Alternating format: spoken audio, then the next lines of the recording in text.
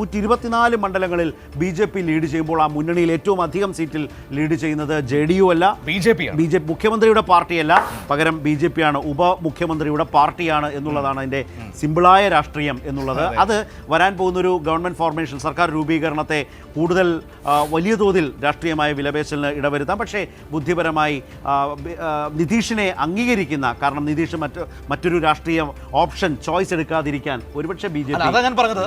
അതുകൊണ്ട് നിതീഷ് കുമാറിന് മുഖ്യമന്ത്രി സ്ഥാനം ഉറപ്പിക്കാം. പക്ഷേ അതിന്റെ പാർട്ടിയുടെ കാര്യത്തിൽ ഒരു തീരുമാനം ഏകദേശമായിരിക്കുന്നു. പക്ഷേ മറുഭാഗത്തേക്ക് കൂടി നോക്കണം ശരത്ത്. അവിടെ കോൺഗ്രസ് ആണ് പ്രശ്നം. കോൺഗ്രസ് എന്തുകൊണ്ട് സംസ്ഥാനത്തെ അവരുടെ ശക്തി തിരിച്ചറിയുന്നില്ല എന്ന വിഷയം. RJD കഴിഞ്ഞാൽ ആ മുന്നണിയിലെ രണ്ടാമത്തെ വലിയ പാർട്ടി കോൺഗ്രസ് ആണ്. ലീഡ് ചെയ്യുന്നത് 2 അക്കത്തിൽ പോലും ഇല്ല എന്നുള്ളതാണ്. അതാ 7 ഇടത്തോ മറ്റോ മാത്രമാണ്. 7 എന്നുള്ളത് ഇപ്പോൾ ഈ പറഞ്ഞതുപോലെ ചിലപ്പോൾ 10 മണ്ഡലങ്ങൾ. കാരണം ഇതൊന്നും അത്ര സ്ഥിരീകരിക്കാവുന്ന പൂർണ്ണമായും ആധികാരികമായ വിവരങ്ങളല്ല. പക്ഷേ കിട്ടുന്ന ഗ്രൗണ്ട് റിപ്പോർട്ട്സുകളുടെ അടിസ്ഥാനത്തിൽ ഏകോപിപ്പിച്ചെടുക്കുന്ന കണക്കുകളാണ് ഈ അവതരിപ്പിക്കുന്നത്, പറഞ്ഞുകൊണ്ടേയിരിക്കുന്നത്. അപ്പോൾ കോൺഗ്രസ്, RJDയും കോൺഗ്രസും തമ്മിലുള്ള ആ വ്യത്യാസം വളരെ വലുതാണ് എന്നുള്ളത് കൂടിയാണ്. കാരണം ആ മുന്നണിയിൽ RJD കഴിഞ്ഞാൽ ഏറ്റവും അധികം സീറ്റിൽ മത്സരിക്കുന്ന, കഴിഞ്ഞ തവണയും ഇതേ പറ്റു തന്നെയാണ് പറ്റിയതെന്ന്. RJDയും ഇടതുപക്ഷങ്ങളും മികച്ച പെർഫോമൻസ് കാഴ്ചവെച്ചു. പക്ഷേ കോൺഗ്രസ് 19 സീറ്റുകളിൽ മാത്രമാണ് ജയിക്കാൻ കഴിഞ്ഞത്. ഇത്തവണയും നിലവിലത്തെ തവണ ഇടതു പാർട്ടികൾ 33 മണ്ഡലങ്ങളിൽ മത്സരിച്ചിട്ട്, ഇടതു പാർട്ടികളെല്ലാം കൂടി 33 മണ്ഡലങ്ങളിൽ മത്സരിച്ചു 16 ഇടത്ത് ജയിച്ചപ്പോഴാണ് കോൺഗ്രസ് ഏറ്റവും അധികം സീറ്റുകളിൽ മത്സരിച്ചു 19 സീറ്റുകളിൽ മാത്രമായി വിജയം. അപ്പോൾ വലിയ തോതിൽ സീറ്റുകൾ നഷ്ടപ്പെടുന്നതിന് ഇടവരുത്തി. ഇപ്പോഴും അവസ്ഥയ്ക്ക് യാതൊരു മാറ്റവും വന്നിട്ടില്ല. RJDക്ക് പിന്നിൽ RJDയെ വലിയ തോതിൽ സപ്പോർട്ട് ചെയ്യാൻ കോൺഗ്രസ് കഴിയുന്നില്ല. മറ്റൊരു പ്രധാനപ്പെട്ട കാര്യം കൂടി നമ്മൾ മനസ്സിലാക്കണം. 10 ഇടങ്ങളിൽ സൗഹൃദ മത്സരം. നേരത്തെ അതിന് ഞാൻ സൗഹൃദ മത്സരം എന്ന് പറയുന്നില്ല, NBC സാർ പറഞ്ഞ ഒരു വാക്ക് കടമെടുക്കുകയാണ്. അതൊരു ആത്മഹത്യാ പോരാട്ടമായിരുന്നു. ഇത്രയും നിർണായകമായ ഒരു ഘട്ടത്തിൽ ഒരു മുന്നണിയിലെ പാർട്ടികൾ പരസ്പരം ചേരി മത്സരിക്കുക എന്ന് പറഞ്ഞാൽ അതിൽ CPI മത്സരിക്കുന്ന ബെഹുസറായിൽ പ്രിയങ്ക ഗാന്ധി നേരിട്ട് പ്രചരണത്തിന് ഇറങ്ങുകയായിരുന്നു. അതെ, CPIക്ക് കൊടുത്ത പണി വളരെ വലിയ. കോൺഗ്രസ് അവിടെ സ്ഥാനാർത്ഥിയെ മത്സരിപ്പിച്ചു. മഹാസഖ്യത്തിനകത്ത് അത് CPIക്ക് കൊടുത്ത, ഇടതു പാർട്ടികൾക്ക് കൊടുത്ത, അതിൽ CPI മത്സരിക്കാൻ തീരുമാനിച്ച CPIയുടെ മണ്ഡലത്തിൽ അവിടെ കോൺഗ്രസ് സ്ഥാനാർത്ഥിയെ നിർത്തി. അതിൽ പ്രിയങ്ക ഗാന്ധി പ്രചരണത്തിന് വന്നു. നോക്കൂ അവിടെ. അപ്പോൾ ഇത്തരത്തിൽ ആത്മഹത്യാപരമായ മത്സരങ്ങളും സൗഹൃദ മത്സരം എന്ന പേര് മാറ്റുകയാണ് ഇപ്പോഴത്തെ സാഹചര്യത്തിൽ. അതിന് ആത്മഹത്യാപരമായ വളരെ തന്ത്രപരമായി ബീഹാറിന്റെ ഒരു പൊളിറ്റിക്കൽ പൾസ് മനസ്സിലാക്കി അതിനനുസരിച്ചുള്ള കരുക്കൾ നീക്കി തന്നെ NDA എന്ന മുന്നണി, അതായത് ഒരു ഇലക്ഷൻ എഞ്ചിനീയറിംഗ് എന്ന് പറഞ്ഞ ഒരു ഇലക്ഷൻ, അത് വളരെ വളരെ സമർത്ഥമായി വളരെ തന്ത്രപരമായി നടപ്പാക്കുന്ന BJPയെ നമ്മൾ കഴിഞ്ഞ എത്രയോ കാലമായി തെരഞ്ഞെടുപ്പിൽ കണ്ടുകൊണ്ടിരിക്കുകയാണ്. അത് ഇവിടെയും സംഭവിക്കുന്നു എന്നുള്ളതാണ്. അത്ര വലിയ വാഗ്ദാനങ്ങൾ വെക്കുന്നു. വരാൻ പോകുന്ന തെരഞ്ഞെടുപ്പിലെ അപകടങ്ങളെ തിരിച്ചറിഞ്ഞുകൊണ്ട് അതിനെ അതിജീവിക്കാൻ ശ്രമിക്കുന്നു. അങ്ങനെ ഒരു മുന്നണി എന്ന വലിയ പരിപ്രേക്ഷ്യം കൊടുക്കുമ്പോൾ തന്നെ ആ മുന്നണിക്കകത്ത് ഏറ്റവും വലിയ പാർട്ടിയാകുക, മുഖ്യമന്ത്രിയുടെ പാർട്ടിയെ തന്നെ ഏറ്റവും അധികം ക്ഷീണിപ്പിക്കുക. ആ ക്ഷീണിപ്പിക്കുന്നതിലൂടെ തങ്ങൾ തന്നെയാണ് ആ മുന്നണിയുടെ ഒന്നാമത്തെ പാർട്ടി എന്നും തങ്ങളാണ് ബീഹാറിൻ്റെ ആ മുന്നണിയുടെ രാഷ്ട്രീയ കാര്യങ്ങൾ തീരുമാനിക്കുന്നത്. അങ്ങനെ അവരെ കൊണ്ടും JDUവിനെ കൊണ്ടും സമ്മതിപ്പിക്കും വിധത്തിലേക്ക് നിതീഷിനെ ദുർബലനാക്കിക്കൊണ്ട്, നിതീഷിനെ അങ്ങേയറ്റം ദുർബലനാക്കിക്കൊണ്ട് NDAയുടെ മുന്നേറ്റമാണ് ഇപ്പോൾ ബീഹാറിൽ കണ്ടുവരുന്നത്.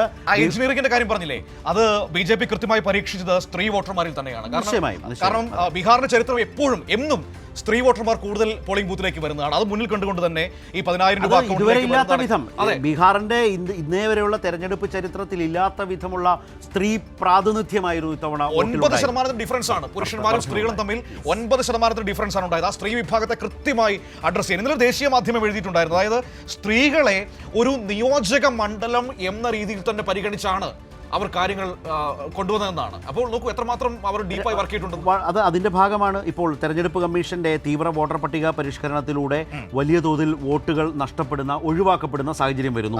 അതിലൂടെ ഏറ്റവും അധികം ജാതി സമവാക്യങ്ങൾ ആഴത്തിൽ പതിഞ്ഞ ബീഹാറിലെ പോലൊരു സംസ്ഥാനത്ത് ഈ വോട്ട് നഷ്ടപ്പെട്ടു പോയവരുടെ ആ കാസ്റ്റ് തിരിച്ചൊന്നുമുള്ള കണക്കുകൾ തെരഞ്ഞെടുപ്പ് കമ്മീഷൻ പുറത്തുവിട്ടിട്ടില്ല. അതേസമയം ഏറ്റവും അധികം വോട്ട് നഷ്ടപ്പെട്ട ദളിത് ന്യൂനപക്ഷ വിഭാഗങ്ങൾ, അവർക്കാണ് വോട്ട് നഷ്ടപ്പെട്ടത് എന്ന പ്രശ്നം ഒരു ഭാഗത്ത് നിൽക്കുന്നു. മറുഭാഗത്ത് ഏറ്റവും വലിയ സാധ്യതയായി സ്ത്രീ വോട്ടർമാരെ ഒരു ശക്തമായ യൂണിറ്റായി കണ്ട് അവർക്ക് തെരഞ്ഞെടുപ്പ് വാഗ്ദാനങ്ങൾ നൽകുന്നു. അതിനനുസരിച്ച് അവരിലേക്ക് പണം എത്തിക്കുന്ന നില വരുന്നു. അതിലൂടെ വളരെ കൃത്യമായ ആ ഒരു തെരഞ്ഞെടുപ്പ് തന്ത്രം പ്രതിഫലിപ്പിക്കുന്നു. 130 ഇടത്ത് NDA ലീഡ് ചെയ്യുമ്പോൾ അപ്പുറത്ത് മഹാഗഡ്ബന്ധൻ നിന്നിടത്ത് നിൽക്കുകയാണ്. അതിലൊരു കാര്യം വെച്ചാൽ 65. കോൺഗ്രസിന്റെ പുറകോട്ട് പോക്ക് തന്നെയാണ് സാർ. നോക്കൂ, അവിടെ RJD 50 സീറ്റുകളിലേക്ക് അവർ ലീഡ് വർദ്ധിപ്പിക്കുന്നുണ്ട്. പക്ഷേ കോൺഗ്രസിന് 7 മുന്നോട്ട് പോകാൻ കഴിയുന്നില്ല.